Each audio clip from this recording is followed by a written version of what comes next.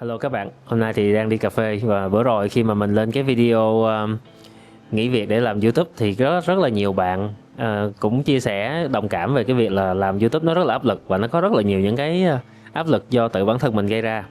Thì trong video ngày hôm nay mình cũng muốn chia sẻ với các bạn một vài cái gọi là cái kinh nghiệm nhỏ nhỏ của mình trong việc gọi là xử lý áp lực hoặc là trốn tránh áp lực, đôi khi nó là trốn tránh áp lực nha. Trong quá trình làm sáng tạo nội dung thì trước hết chúng ta cần phải hình dung được cái nguyên nhân của nó đến từ đâu để chúng ta có những cái cách giải quyết nó phù hợp, đúng không? Áp lực á, theo mình thấy nó có hai kiểu đối với mình nha, nó có hai cái nhóm. Cái nhóm thứ nhất á, là chúng ta đang áp lực bằng cái việc là không biết phải sáng tạo nội dung như thế nào nữa, là tức là sau một cái khoảng thời gian làm chúng ta sẽ bị bí ý tưởng, hết biết làm gì hết, rồi sau đó bắt đầu thấy là cái lịch ra video của mình nó bị chậm, mọi thứ nó bắt đầu nó không có hiệu quả giống như hồi xưa nữa, thì lúc đó mình sẽ bắt đầu áp lực. Đấy, thì đối với cái dạng áp lực từ việc mà không biết làm cái gì nữa thì nó dễ xử lý lắm các bạn. Cái này á, nó chỉ đơn giản đến từ cái việc là chúng ta bị hết chất liệu và chúng ta cần phải cho mình những cái chất liệu mới. Ví dụ bây giờ để mình quay cái máy là cái đó.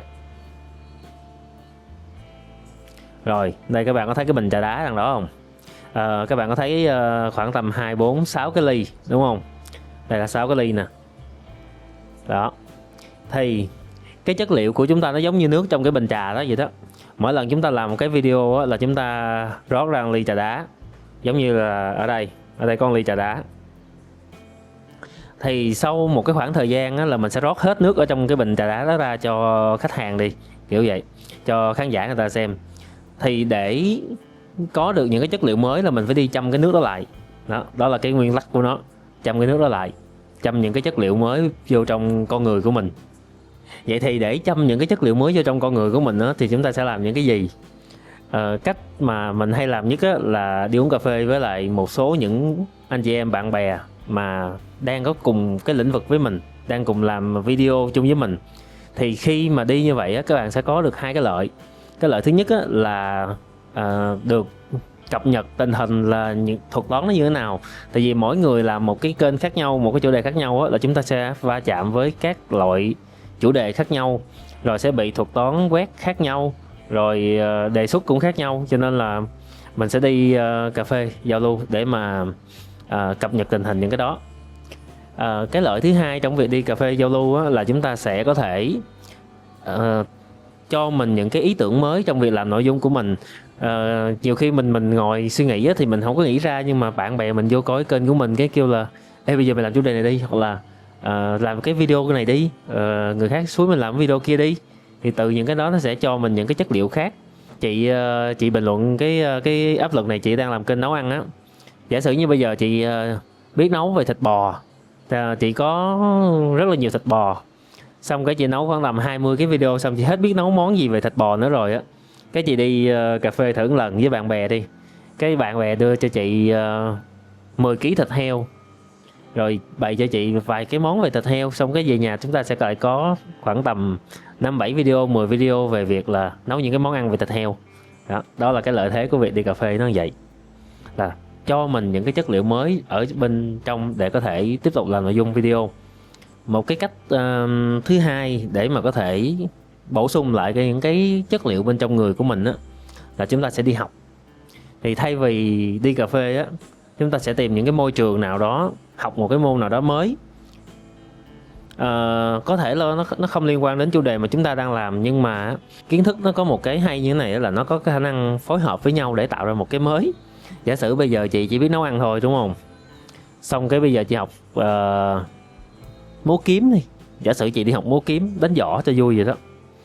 Thì tự nhiên về nhà cái lúc mà chị nấu ăn á, chị cầm cái con dao, hay là chị cầm cái gọi là mấy cái dụng cụ nấu ăn á, chị múa, nó cũng là một cái rất là giải trí. Và thì cũng có rất nhiều những cái kênh người ta kết hợp những cái chất liệu đó lại để người ta tạo ra một cái dạng nội dung mới. Thì đó là cái việc thứ hai mà chúng ta có thể làm để có thể cho mình những cái chất liệu mới bên trong cuộc sống. Cái thứ ba mà mình hay làm á, trong việc mà cho mình những cái chất liệu mới á, là đi trải nghiệm những cái nó tương tự. Giả sử như bây giờ cũng là cái kênh nấu ăn đó, chị hết biết nấu món gì rồi, nấu trong vòng khoảng tầm 50 món là hết biết nấu món gì rồi, đúng không? Thì đơn giản là chúng ta sẽ đi nhà hàng, chúng ta ăn thử coi những cái món ở trong nhà hàng có cái tên gì lạ lạ, mình gọi ra mình ăn, xong cái mình về nhà mình sẽ bắt chước lại cái cách nấu của cái món đó, tại vì đó là một cái món ăn mới và mình có thể mình tham khảo cái công thức, cái mùi vị, rồi sau đó mình về mình vọc, mình tìm cách mình nấu lại cho nó giống vậy hoặc là nó ngon hơn, hoặc là mình có thể điều chỉnh cái công thức đó theo cái gu ăn của gia đình mình hoặc là cái sở thích của mình. Thì đó cũng là một trong những cái cách để giúp chúng ta tạo ra những cái chất liệu mới trong việc làm sáng tạo. Quay trở lại cái yếu tố đầu tiên đó là khi chúng ta bí ý tưởng bằng mà cái nguyên nhân nha, cái nguyên nhân từ việc là chúng ta không biết làm cái gì nữa, sau khoảng thời gian không biết làm gì nữa thì cứ đi tìm cho mình những cái chất liệu mới, tại vì bản thân bên trong mình đâu phải lúc nào cái gì mình cũng biết đâu, đúng không? Mà mình làm một hồi thì nó cũng phải hết cái nguồn tài nguyên ở bên trong mình, thì mình đi bơm nó vô lại, bơm bằng những cái con đường như là đi uống cà phê, giao lưu gặp gỡ bạn bè, đi học hỏi một cái bộ môn mới, hoặc là đi tìm kiếm những cái lĩnh vực tương đồng coi người ta đang làm những cái gì, dạng vậy.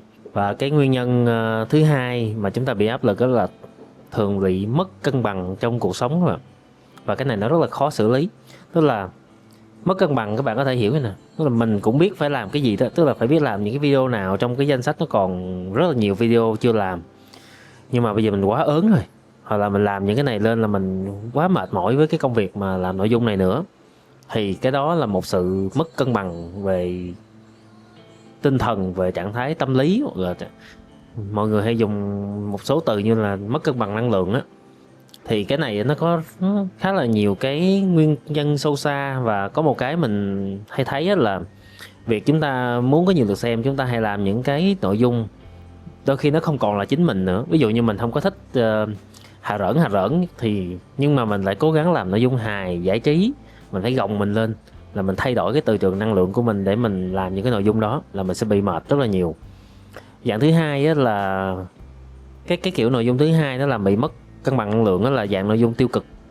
Thì như các bạn cũng biết là các cái nội dung tiêu cực thường nó sẽ hút lượt xem rất là nhiều, nhưng nếu chúng ta tập trung vào các dạng nội dung tiêu cực đó quá nhiều thì bản thân chúng ta sẽ là người bị tiêu cực đầu tiên. Tại vì để làm ra được các cái nội dung, để viết ra được các cái nội dung tiêu cực đó, là mình sẽ là người phải nuốt những cái thông tin đó, gọi là tiêu thụ những cái thông tin tiêu cực đó trước tiên, rồi sau đó mình tổng hợp, mình biên tập lại, mình viết ra nội dung lại, rồi làm thành video rồi đăng lên. Rồi đăng lên xong nó nhiều view nó còn bị một cái nữa là khán giả sẽ tiêu cực lên trên cái video đó, rồi mình đọc những cái bình luận đó, lại mình lại nhận thêm một cái luồng năng lượng tiêu cực từ khán giả nữa. Thành ra là mình ăn đầy đủ hết luôn là no nóc cái năng lượng tiêu cực luôn Thì sau một cái khoảng thời gian người mình nó sẽ bị ảnh hưởng bởi cái luồng năng lượng đó, và mình sẽ bắt đầu áp lực rất là nhiều trong cái việc làm có nên làm tiếp hay không. Bây giờ không làm dạng này nữa thì làm dạng tích cực quá thì không có view. Theo kinh nghiệm của mình đối với cái dạng gọi là áp lực từ việc mất cân bằng năng lượng là mình phải đi điều tiết lại cái đó thông qua việc bỏ đi chơi luôn, tức là đi du lịch, chơi đây đó, giải trí. Cái thứ hai là nên đi leo núi, đi kết nối lại với thiên nhiên. Kết nối lại với thiên nhiên nó có một cái hay như thế này nè bạn, mình cũng không hiểu là nó sẽ hoạt động như thế nào, nhưng mà khi chúng ta đi vào rừng đặc biệt là chúng ta đi chân đất là chúng ta sẽ cảm thấy cái từ trường năng lượng của mình nó thay đổi lại, nó bắt đầu nó bình an lại đó. Hồi trước có một ông anh hỏi mình câu mà nghe đến bây giờ cũng hòm có câu trả lời thôi, là đố em biết là tại sao ngày xưa những bậc tiền bối, những bậc cao nhân là thường đi quy ẩn sơn lâm, tức là đi vô rừng người ta ở, chứ không ai đi xuống biển hết.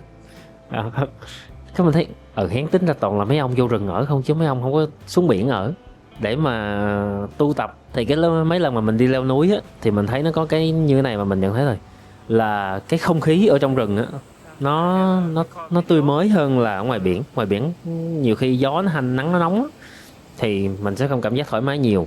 Và cái thứ hai là cái nguồn nước các bạn.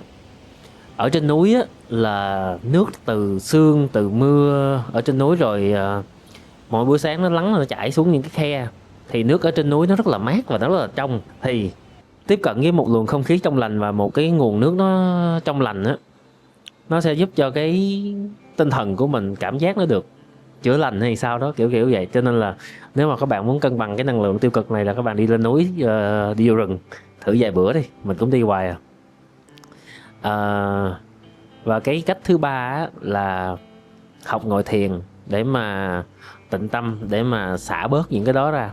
Thì khi mà mình tự trấn an mình thông qua cái việc ngồi thiền, buông xả những cái điều tiêu cực đó đi á, thì người mình sẽ được tái tạo cái năng lượng đó lại. Thì đó là cái cách mà giúp chúng ta có thể cân bằng lại cuộc sống trong việc sáng tạo nội dung, để có thể duy trì được cái sự lạc quan này. Nói chung là mình cũng cười cười trên video vậy thôi, chứ bình thường ở ngoài cũng mệt lắm. Trong quá trình sản xuất mình cũng gặp rất là nhiều vấn đề, chứ không có phải thuận lợi gì lắm đâu. Nhưng mà lên video vẫn cứ cười thôi chứ giờ sao. Chẳng lẽ mình lên video mình xị xị thì thành ra các bạn sẽ lại đón nhận cái luồng năng lượng tiêu cực đó từ mình, nó cũng không đúng. Cứ cười cười cho nó lạc quan lên. Rồi, ok.